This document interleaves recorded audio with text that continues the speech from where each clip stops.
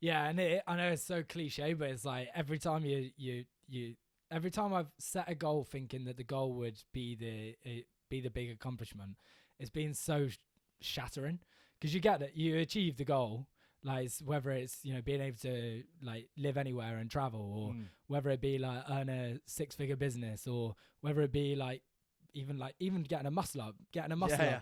like you set the goal and you're like, oh, when I get that, like then I'm gonna be happy. Like even if it's deep in the subconscious, that's like the experience. Yeah, it's so shattering because you achieve it and you're like, oh. And actually, it's the like you said, like the process in order to get there.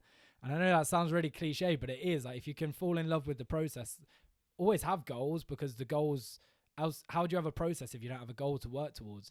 But just know that when you do set the goals, they're not going to live up to the fantasy that is very easy Mm. to create in the mind. Because essentially, we can be as a species. Well, we are as a species quite shallow, aren't we? Mm. Because there is always more. We are in the 21st century.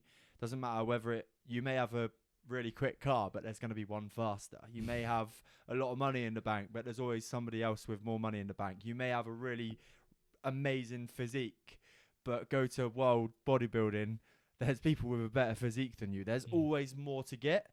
And training our brains, our chimp brains, which is essentially the shallow part of our brain, to go, actually, I'm all right with where I am, but I know that I still want to carry on improving. I think I'm there, but then also I can still catch myself going, I wish this. And it comes back to Carl Jung's quote. I'm pretty sure it's Carl Jung about you'll never be happy with your super yacht if you can't be happy with your cup of coffee. And it is about finding the love. You have to find the love in the little things first to then find the joy in the big things potentially. Mm. Yeah, what does happiness mean to you? What does happiness mean for me? Yeah. Oh, that's a great question. The first thing that came to my head then was knowing that I can handle any situation and still be all right. Mm. Because when I've been at my worst and lowest, this is a deep question. Do you want to host the podcast or Role reverse. role reverse? Yeah. When I've been at my lowest and when I've been deeply challenged mentally, it's when I've had a challenge and I've not known how to fucking deal with it. Not had the tools, not been able to find the positives, got stuck driving my snowplow through never-ending paths of snow, leaving that pile of snow bigger behind me.